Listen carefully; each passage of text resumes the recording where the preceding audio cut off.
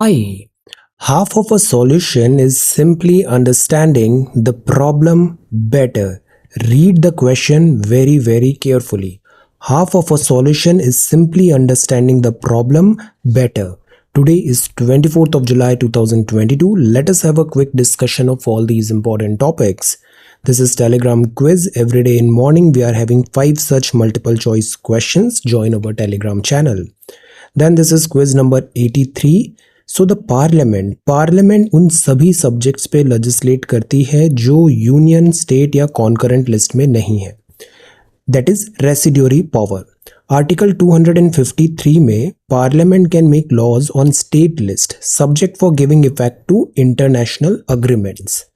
Vote on account is meant for appropriating funds pending passing of budget pass होने में थोड़ा time लगता है, तो जो एंटायर बजट है उसका सर्टेन सेक्शन गवर्नमेंट को तुरंत मिल जाता है वो पैसा खर्च करने के लिए, so that is called vote on account. Secretariat of parliament of India under ministry of parliamentary affairs आती है। Estimates of expenditure are submitted to the parliament. Demands for grants होता है। So these are answers of yesterday's questions. आज के सवाल हैं, soil leaching is a major problem. Soil leaching is a major problem in which area? इनमें से किस area में सॉइल लीचिंग होती है? Halophytes grow well in which type of soil? Which continent is known as the cradle of mankind? In which dense tropical forest do the Semang tribe live? The Inuit people are not found in which area? So these are 5 questions for today. आज की vocabulary है proffer. Proffer का मतलब होता है प्रस्ताव। Hold out to someone for acceptance. Offer, Twitter को खरीदने का proffer. देन प्रोवेस का मतलब होता है कौशल, स्किल और expertise in a particular activity और फील्ड। हैंकर का मतलब होता है yearn, crave, desire, feel a strong desire for और टू डू समथिंग। स्टार्टलिंग का मतलब होता है चौंकाने वाला, वेरी सरप्राइजिंग, एस्टोनिशिंग और रिमार्केबल। इनडेलिबल का मतलब होता है अमिट, making marks that cannot be removed. So these are vocabulary words for today. If you come across any other important word, write down that word along with its meaning in the comment section down below. ये C set है। Everyday try to solve some question C set के, these 2 questions. ये आपको बहुत help होगा जब real exam आएगा। आपको पेपर 2 से आप एकदम फ्री हो जाओगे, सारा फोकस आपको पेपर 1 में करना पड़ेगा। सो एवरीडे ग्रेजुअली थोड़ा थोड़ा सी सेट डेली करो। और वो जो 32 वीडियोज़ का एक सीरीज़ है, प्लेलिस्ट में जाइए सी सेट का, उसको भी आप क्विकली बिंज वॉच कर लो। इससे आपका entire syllabus of paper 2 complete हो जाएगा। Then this is news bytes number 2। MOEFCC का ट्वीट है, भीकाजी कामा हरसेल्फ को डिज़ाइन दिस फ्लैग। अभी 15 अगस्त भी आ रहा है और हमने हर घर तिरंगा कैंपेन भी चालू किया है। 8 lotuses in the flag represented 8 provinces.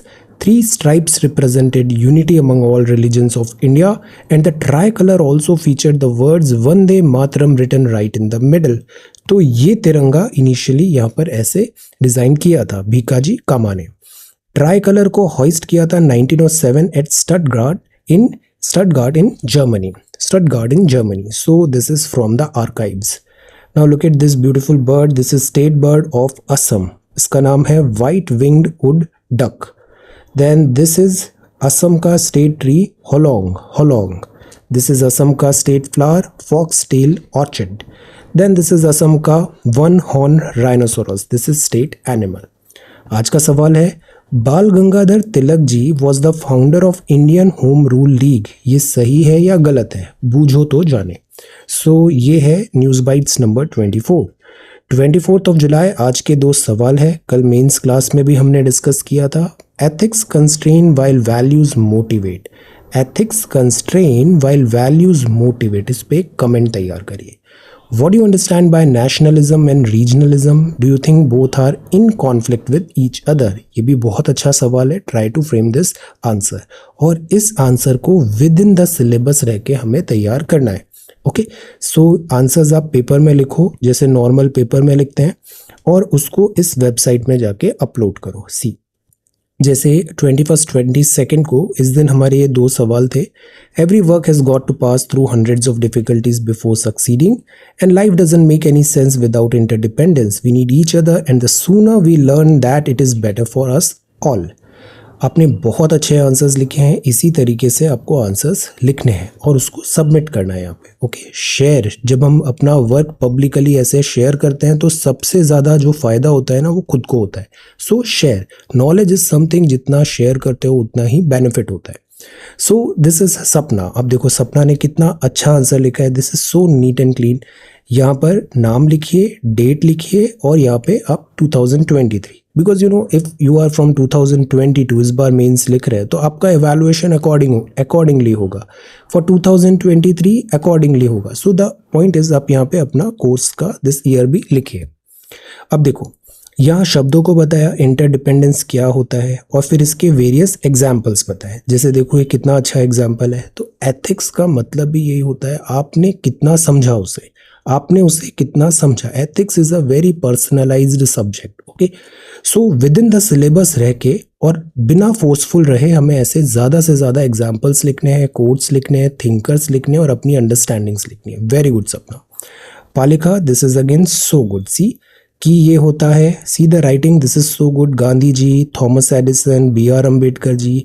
फिर try and try again till you succeed. Mount Everest का एग्जाम्पल लिखा। This is so good, very good. तो हमें कुछ एक्स्ट्रा ऑर्डिनरी भी फ्रेम नहीं करने हैं। हम डे टू डे लाइफ में अपनी अंडरस्टैंडिंग में हम आंसर्स फ्रेम कर सकते हैं। और this exam is design for a 21 year old.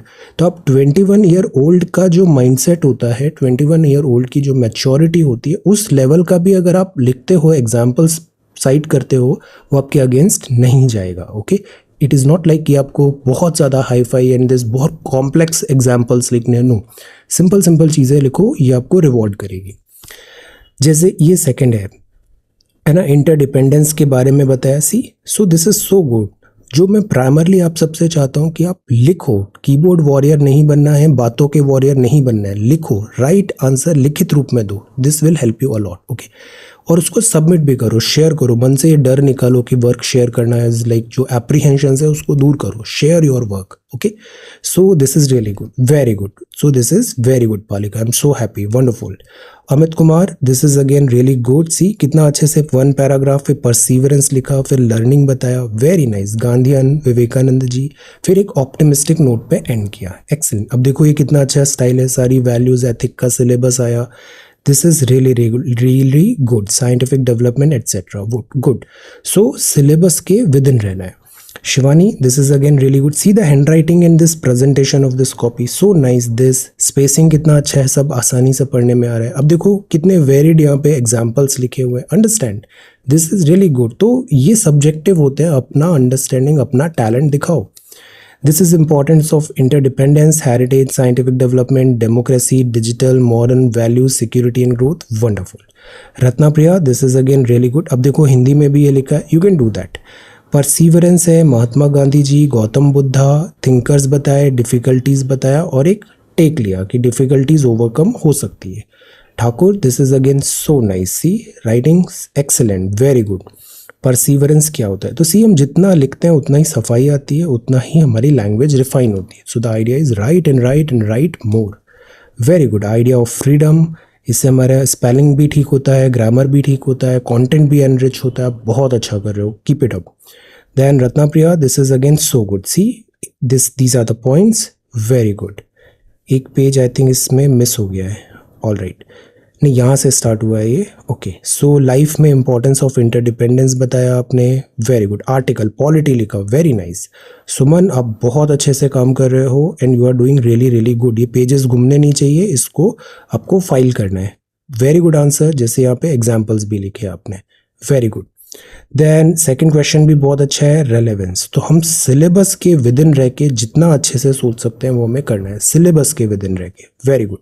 Shubham is back. This is really good. Mantra of perseverance. Shubham is really good with answer writing and consistency is awesome. So this is really nice. Very good. Meaning of the quote, individual, country. अब देखो perspective बताया, नया idea. This is good. Humanity, SDG. Very nice. Individual, family, country, तो perspective है। तो this is what ethics है। Ethics में कोई वन फिट ऑल सॉल्यूशन नहीं होता है। आप अपना टैलेंट दिखाओ और सिलेबस में विद इन रह के करो। अब देखो समीर ने लिखा है Bangla, okay, so this is good, alright. Then what does, तो हमें बेसिक यहाँ पे दिया है। अब आपने देखो, मेरे को ये पढ़ने में तो नहीं आ रहा है बट यहाँ पे कुछ चीज़ें बताता हूँ। जैसे पैराग्राफ बहुत अच्छा है आपका, हेडिंग्स लिखो, अंडरलाइन करो, हेडिंग सब हेडिंग, बीच में एक चार्ट बनाओ, अंडर जैसे डेटा इसरो लिखा आपने, है ना, ऐसे कुछ ज़्यादा से ज़्यादा एग्जाम्पल्स लिखो और थोड़ा डायग्राम्स वगैरह भी बनाओ, मोनोटोनस नहीं लगेगा, this will help you lot. Then this is again good. Eric का यहाँ पे एग्जाम्पल लिखा, वेरी नाइस। देखो जैसे ये बनाया ना, use it, very nice, this is really really good. Kirti, अब यहाँ पे आपने अच्छे से लिखा है, सीधा हैंड राइटिंग। अब इसमें भी हेडिंग, सब हेडिंग, डायग्राम्स ज़्यादा से ज़्यादा यूज़ करें। Deepika, this is again so nice. Eklavya 1 2 3 4 करो, दिस इज़ गुड। और बहुत कंडेंस नहीं करें, अच्छा आराम से पूरा स्पेस लेके हम लिखें, इससे पढ़ने में ईजी होता है। Sundar, this is again good. See 1 2 3 4 5 6, very good. अब ये आइडिया अच्छा है आपका, this is good. Nitin is back, I am so happy. So this is Swami Vivekananda ji. Nitin भी बहुत कंसिस्टेंट है और बहुत अच्छे आंसर्स लिखता है, very nice. This is Gautam Buddha, Gandhi ji, ISRO, very good. Ram Naresh is also back, this is again fantastic. ये सारे, अब देखो वेराइटीज़ कितनी है। So learn from every copy जो है वो बहुत यूनिक है और बहुत अच्छी है। अप्रोच उससे देखो, आप पढ़ा करो इन सारे आंसर्स को आप। Aditi, Aarti, this is really good. Perseverance के बारे में बताया आपने। अब देखो ये फ्लो चार्ट कितना सिंपल एंड एप्ट है, वेरी गुड। फिर यहाँ पे एग्जाम्पल्स भी है। So this is really really good. Answer writing सबको करना चाहिए, ये आपको बहुत बेनिफिट करेगा। 23 जुलाई में भी आंसर्स में आपने यहाँ कमेंट्स में लिखा, अजय ने अंटार्कटिक के बारे में लिखा, वेरी गुड। फिर provisions and all things, wonderful. Role of India, Bharati and Maitri, excellent. Then Sundar, very good. And Aarti, Sakshi is once again doing really good. Privilege motion क्या होता है, सेंश्योर क्या होता है, करेंसी बास्केट क्या होता है, US dollar, then Arctic, Antarctica, excellent work. Shalini, very good. Akanksha is back, this is so good, I am so happy. So this is really good. Demands for grants, wonderful. Raj, Ram Naresh, very good. Gayan, then Gautam ने सारा data बताया, excellent. सो सी, interest आप ऐसे develop करो। Yes, thank you Preeti. And this is सुंदर, very good. Currency, Harjinder, excellent. Afsana, Gautam, Raj, Priyanka, Arvind NCERT करना है मुझे, थोड़ा सा बस और टाइम दो। मैं इसको जल्दबाजी में नहीं करूँगा पिछले बार की तरह, अच्छे से पूरा सिस्टमेटिक इस बार पढ़ाऊँगा। लास्ट टाइम जैसा हैप्पैज़ार्ड नहीं होगा, नए फॉर्मेट में, ओके। मैं इसको करूँगा, okay, you have my word on this. Then Sameer, then Gayan, Apurv, Nandini and कीर्ति ने भी बहुत अच्छे से यहाँ पे सारे participate. This will develop your interest and learning outcomes better होंगे। रिगार्डिंग द कोर्स, तो ये 2 कोर्स हैं। अब सी, यूपीएससी की ऐसी तैयारी नहीं होती जैसे आईआईटी जेईई या इन सब का होता है कि डे 1 से आप सारी चीज़ें देख रहे हो। आप जिस दिन ज्वाइन करोगे उस दिन से ही आप कनेक्टेड फील करोगे। ऐसा कॉमन जनरलिस्ट सिलेबस होता है, कोई डिफ़िकल्टी आती नहीं है यहाँ पे, okay. So you can join. और प्रीवियस के सारे वीडियोस मैं प्रिपेयर कर रहा हूँ, उसका प्लेलिस्ट में 1 या 2 दिन में बना के पूरा शेयर कर दूंगा, सारे पुराने videos. You will not have any difficulty. Live class attend करो 8 to 10 PM के बीच में और आपको मैक्सिमम बेनिफिट मिलेगा इस पूरे कोर्स से। सो अभी एथिक्स अभी चल रहा है, इसके बाद हम 2 3 1 ऐसे सारे कवर करेंगे इंक्लूडिंग ऐसे। तो this is mains and this is, इसमें बहुत टाइम है हमारे पास। 28 मई 2023 को आपका एग्ज़ाम है। अब again we don't do this कि आज ज्वाइन कर रहे हो, कुछ टाइम बाद ज्वाइन करोगे तो फ़ी कुछ चेंज होगा। फ़ी यही रहना है 27 मई एग्जाम के 1 दिन पहले तक। So join early and take the maximum benefit of this entire course, okay. Some students जो 1 महीने से सोच रहे थे, अब ज्वाइन किया, देन फिर backlog clear, not required. Just flow के साथ आप करो। This is a very reasonable fee, you can join it, there will not be any problem, okay. Plus these 2 are 2 different courses, okay. ये दोनों 2 अलग अलग कोर्सेज हैं। इसका फी सेपरेट 1111 है और इसका फी सेपरेट 1111 है, ओके। एट टाइम्स हम कंबाइंड क्लासेस लेते हैं but these 2 are separate courses, okay. इसको अब मैं आपके ईमेल आईडी से भी टैग करना स्टार्ट करूंगा अभी, ओके। सी, तो let us come back to the Hindu. This is Sunday edition. First news है flagging fortune of khadi flag maker. अब बड़ा अच्छा न्यूज़ आया कि हर घर तिरंगा, मतलब बहुत सारे तिरंगे का डिमांड होगा। बट जो रेगुलर जो तिरंगा बना रहे थे खादी में या फिर स्टैंडर्ड साइजेस में, उनको इतने ऑर्डर्स मिले नहीं, तो वो बोल रहे हैं कि इसमें कोड में, फ्लैग कोड में जो चेंजेस आए हैं वो रेस्पॉन्सिबल है. While the nation is busy making preparation for Platinum Jubilee celebration of independence, the mood at the country's sole Bureau of Indian Standard recognized National Flag Manufacturing Unit Karnataka में इतना अच्छा नहीं है, जबकि ये रजिस्टर्ड है, BIS bureau of Indian standard से recognised है ये सोसाइटी. रीज़न क्या है कि यहाँ पे ऑर्डर्स ज़्यादा नहीं आए. यूजुअली 2.5 करोड़ के ऑर्डर आते हैं, बट इस बार 1.2 करोड़ के ही ऑर्डर आए हैं. तो एक्चुअली ये ऑर्डर्स रिक्वायर्ड है, बिकॉज इससे बहुत सारे लोगों का एम्प्लॉयमेंट चलता है. So that is why orders are important, so that profitable भी होगा यहाँ पे, तभी तो सैलरी आएगा. सो दैट इज़ वाई हम हमेशा बात करते हैं इकोनॉमी का भी ध्यान रखना चाहिए, इकोनॉमिक्स का. सी, तो नेशनल फ्लैग कोड है, अब इसमें अलाउ कर दिया पॉलिस्टर के फ्लैग्स भी. तो इससे ये जो खादी के फ्लैग बनाते हैं इनको ऑर्डर ज़्यादा मिल नहीं पा रहा है, क्योंकि पॉलिस्टर के फ्लैग ज़्यादा फैंसी होते हैं. तो जो रेगुलर फ्लैग मेकर्स हैं खादी वाले, उनको एम्प्लॉयमेंट नहीं मिल रहा है. So the idea is we should promote them. Quite ironically the no demand जो आ रही है खादी फ्लैग का manufactured here even when the government has launched Har Ghar Tiranga campaign. तो दिस इज़ लाइक डिफ़िकल्टी आ रही है यहाँ पर दिस एंटायर सिस्टम को, इकोसिस्टम को. तो this is one thing. Second, जो स्टैंडर्ड साइज़ होता है, जैसे कैंपेन में स्टैंडर्ड साइज़ दिया है 20x30, 16x27 इंचेस का, ये BIS परमिट नहीं करता है. तो that is Y BIS permit नहीं करता है, तो BIS रिकॉग्नाइज्ड ये जो खादी ग्रामोद्योग संघ है, ये भी वो नहीं बनाता है, और दैट इज़ वाई इनके पास ऑर्डर्स नहीं आ रहे. सो द आइडिया इज़ ये जो फ्लैग कोड में चेंजेस हैं कि किस फॉर्मेट का फ्लैग होगा, किस टाइप, साइज एट्सेट्रा, इसको इनसिंक करें, सो दैट ये जो रेगुलर एम्प्लॉयमेंट अपॉर्चुनिटीज़ यहाँ पे मिलती है, और we should promote khadi, there is no doubt about that, ये इको फ्रेंडली भी होता है. तो ऐसे चेंजेस की यहाँ पे डिमांड की गई है. Then this is Roger the ATC is short of hands. तो air traffic controller. Air traffic controller क्या होता है, जैसे ये पूरा एक काइंड ऑफ लाइक ग्राउंड से सपोर्ट सिस्टम होता है पायलट को प्लेन उड़ाते वक्त. ये उसको रियल टाइम पे ग्राउंड लैंडिंग, क्लियरेंसेस या फिर मेडे, कोई भी डिफ़िकल्टी आएगा वो इसके थ्रू सारी हेल्प होता है. कोऑर्डिनेट पूरा एयर ट्रैफिक कंट्रोलर करता है, प्लेन को कब उतारना है, किस ट्रैक पे उतारना है, किस रनवे पे उतारना है, लाइक दैट. तो ATC अगर शॉर्ट स्टाफ्ड है तो ऑब्वियसली इससे फ्लाइट का जो सेफ्टी सिक्योरिटी है वो कॉम्प्रोमाइज़ होता है. तो यहाँ डिमांड है कि यहाँ पे स्टाफिंग बढ़ाई जाए. यहाँ पे दिस इज सीवियरली अंडरस्टाफ्ड.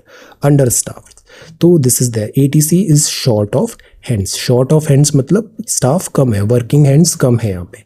तो ये बहुत इंपॉर्टेंट जॉब होता है ATC का भी.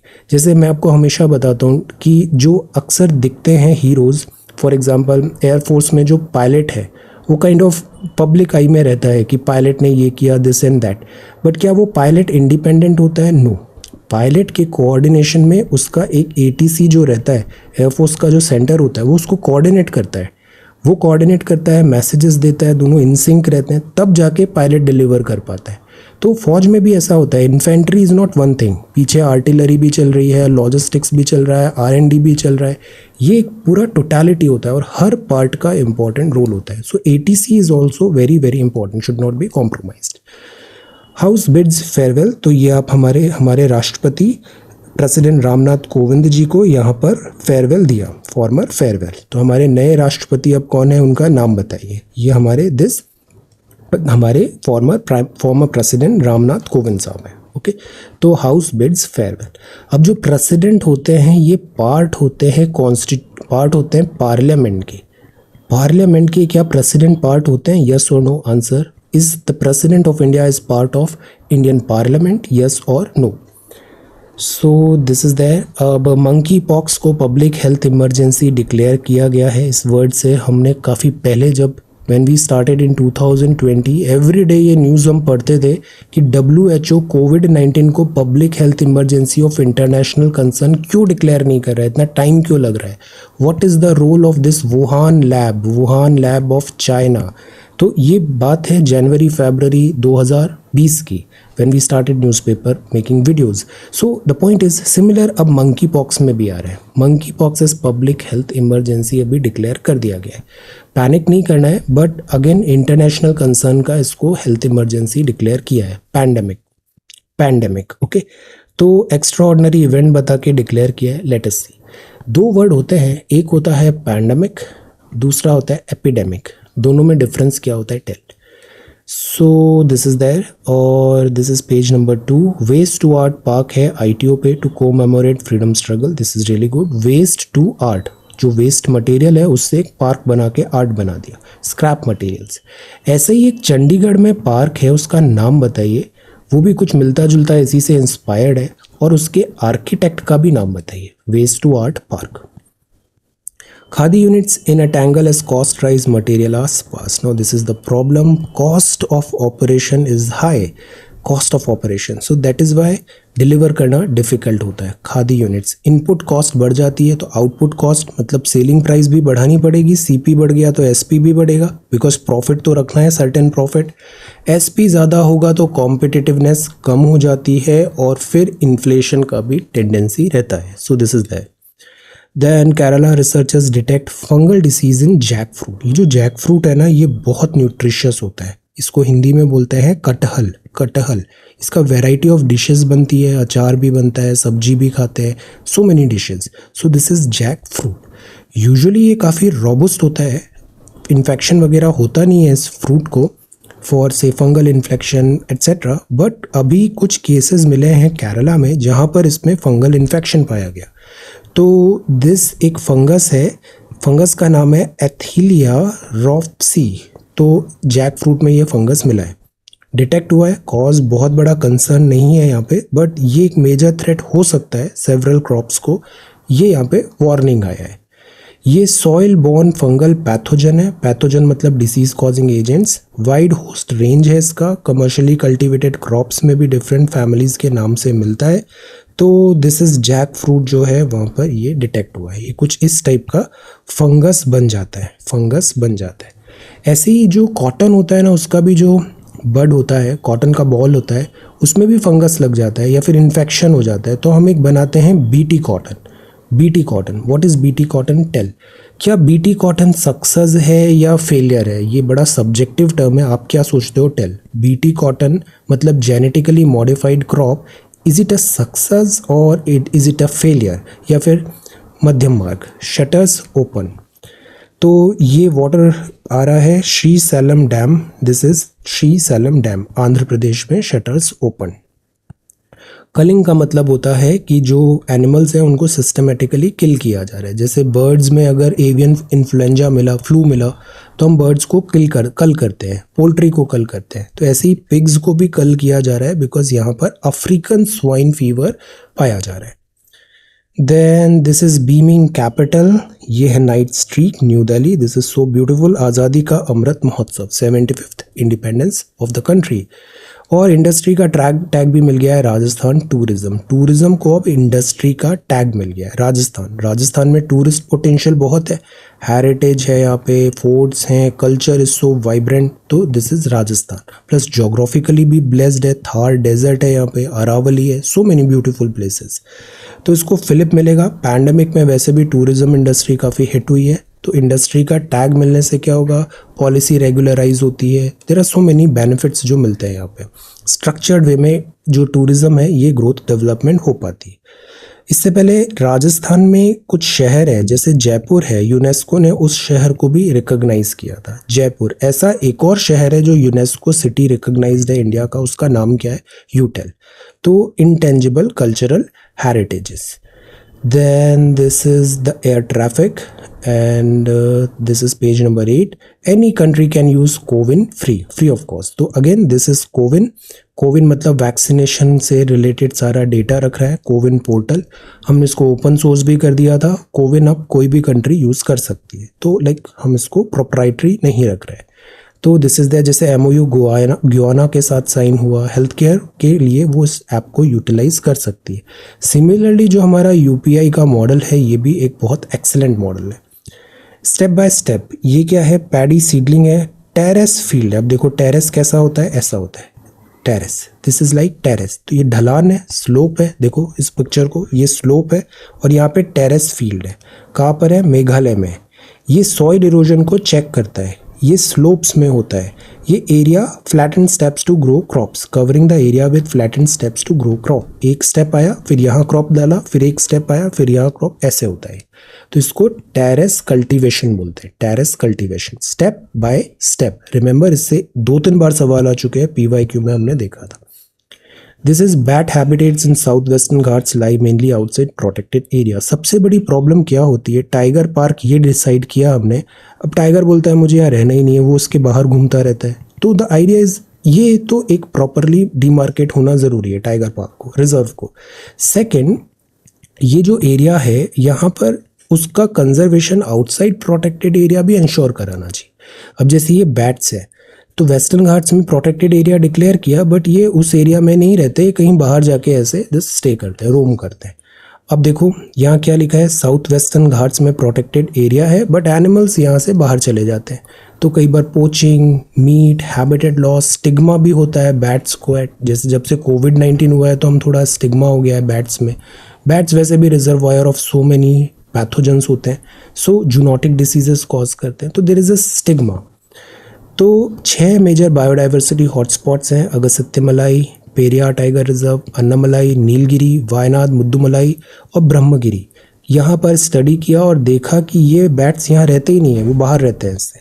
और एक स्पीशीज़ है सलीम अली फ्रूट बैट। ये सलीम अली नाम क्यों लिखा है यहाँ पे, इसका क्या सिग्निफिकेंस है, Salim Ali fruit bat. Okay, then इसके अलावा एक और बैट मिला है, Pomona round leaf bat. So ये बैट्स मिले हैं, इसको हम देख रहे हैं, कंजर्वेशन करने की कोशिश करेंगे और स्टिग्मा जो है एसोसिएटेड उसको भी दूर करना है। अब बिकॉज प्रोटेक्टेड एरिया के बाहर हैं ये, तो लोकल कम्युनिटी जो आसपास रहते हैं उनका participation, contribution is very much required. तो सलीम अली फ्रूट बैट है। देन दिस इज WHO ने मंकी पॉक्स को PHEIC डिक्लेयर कर दिया। After grain deal Russia hits Ukraine port. Ukraine port sea, तो यूक्रेन एक्चुअली मैप में हमने देखा था, यूक्रेन के पास ब्लैक सी का एक्सेस है। पहले यहाँ पर ब्लैक सी का एक्सेस था, फिर क्रीमियन पेनिनसुला रशिया ने टेक ओवर किया, और ये जो कोस्टल लैंड है यूक्रेन की, रशिया ने ज़्यादातर यहाँ के जो पोर्ट्स हैं उसको एक्सेस कर लिया है। तो यूक्रेन एक लैंडलॉक्ड कंट्री बन के रह जाएगा, लैंड लॉक्ड। तो यूक्रेन को एक्सपोर्ट करना है, और यूक्रेन और रशिया, लाइक 2/3 ऑफ वीट जो वर्ल्ड का है वो यहाँ से आता है, रशिया एंड यूक्रेन। तो अगर वीट एक्सपोर्ट नहीं होगा तो फूड शॉर्टेज होगा। तो दैट इज़ वाई वर्ल्ड में जो सप्लाई साइड लॉजिस्टिक्स चैलेंजेस भी आ रहे हैं और फूड शॉर्टेज का भी थ्रेट है, उसके लिए पोर्ट को एक्सेस देने की बात थी फॉर वीट एक्सपोर्ट, बट अब लेट अस सी। देन ये CPAC है, this is CPAC, this is illegal. Then this is Trump, and this Trump अब फिर से चुनाव लड़ेंगे next time, let us see. Flash flood ने किल किया 22। सो फ्लैश फ्लड, अचानक से बहुत बारिश आ गई, दैट इज बहुत पानी आ गया, this is called flash flood, heavy rainfall. अक्सर जो ऐसे एरिड जोन होते हैं, जैसे ईरान में भी एरिडिटी ज़्यादा है, तो एरिड मतलब कम बारिश वाला एरिया, सूखा, यहाँ कभी अचानक बारिश आती है तो ऐसे फ्लैश फ्लड के चांसेस बढ़ जाते हैं। ओके, अब waste water surveillance reveals infection dynamics. इसमें क्या लिखा हुआ है कि अगर हमको सोसाइटी का देखना है, किसी भी कम्युनिटी या फिर पॉपुलेशन सिटी का, या कौन सा वायरल लोड है, वेक्टर्स कौन से हैं डिसीजेस का, तो अक्सर जो सीवेज होती है हम उसको टेस्ट करते हैं और उसके थ्रू हम पता लगा लेते हैं यहाँ पर क्या वायरल लोड चल रहा है। कोविड-19 में ये टेक्निक हमने अपनाई थी। हम क्या होते हैं, वार्म ब्लडेड होते हैं। वार्म ब्लडेड का मतलब क्या होता है, tell, we are not cold blooded, we are warm blooded mammals, we are warm blooded mammals. तो ऐसा हम हमेशा से नहीं थे, करीब 200 मिलियन साल पहले ही हम वार्म ब्लडेड में कन्वर्ट हुए। तो पुराने जो फॉसिल्स वगैरह है उससे ये पता लगाया जा रहा है कि किस तरीके से कान में वो देख रहे हैं, अडेप्ट कैसे हुआ था वार्म ब्लडेड।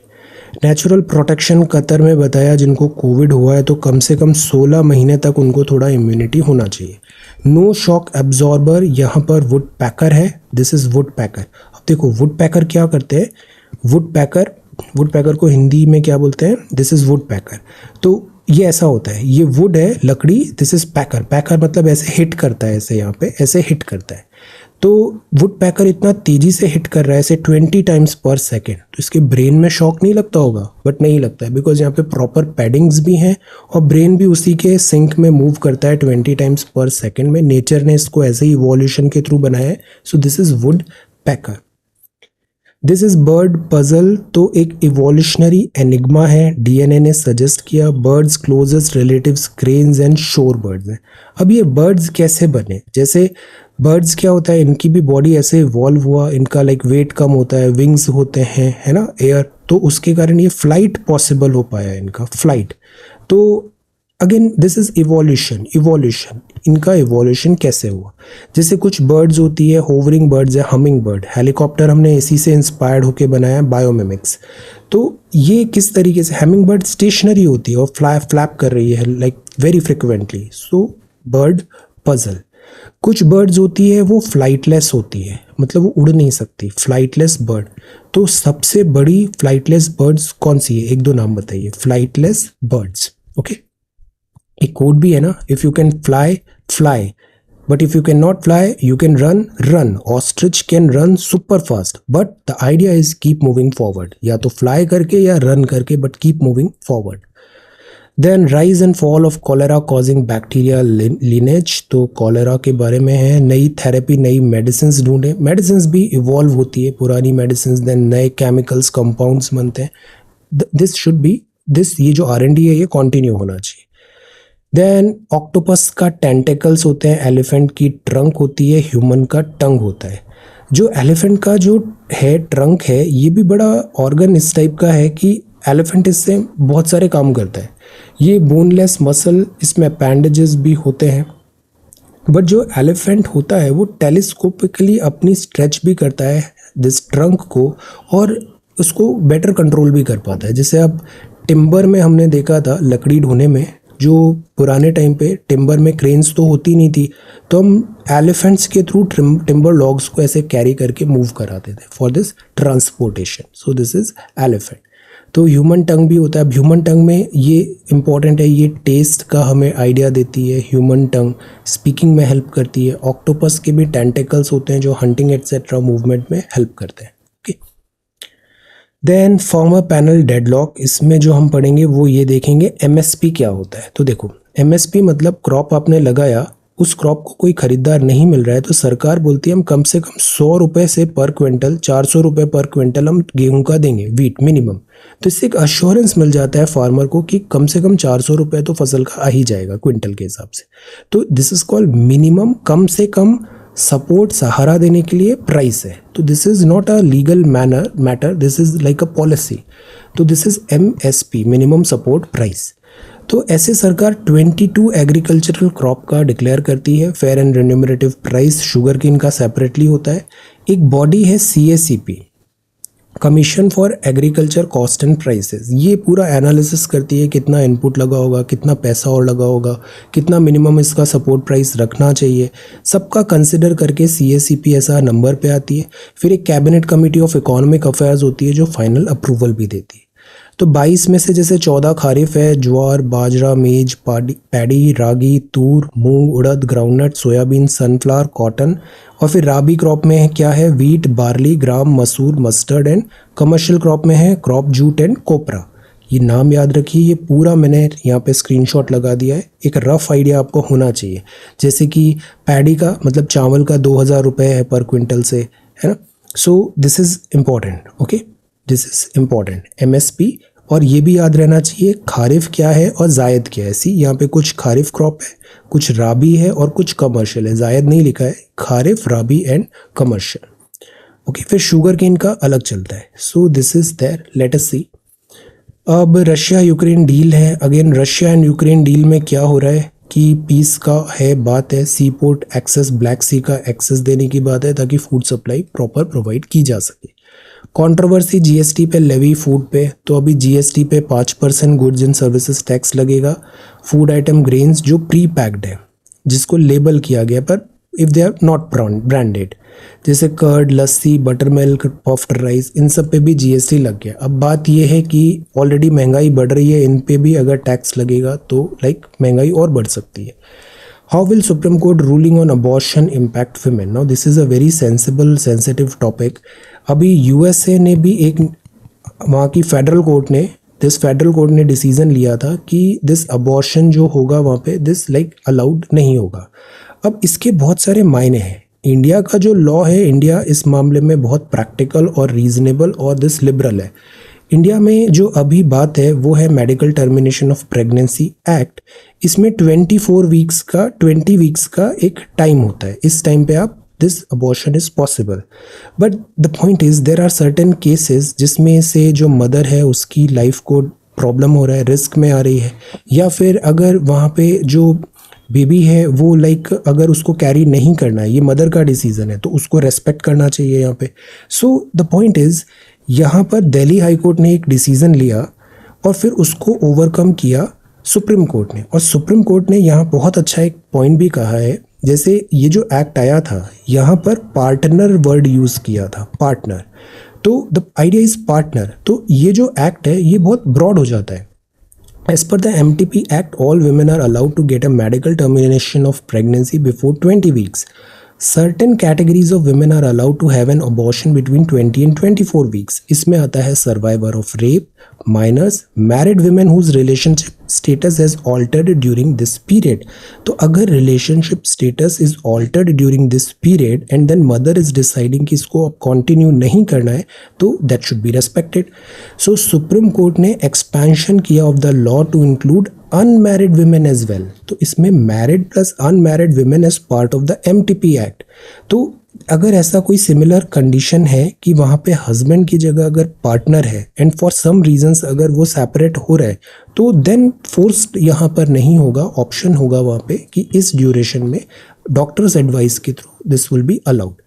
तो इस एक्ट में विमेन इन सिमिलर सर्कमस्टांसेस में ऑप्शन दिया है to legally access health care services without having to travel the long legal route to top court every time. तो this is a welcome move.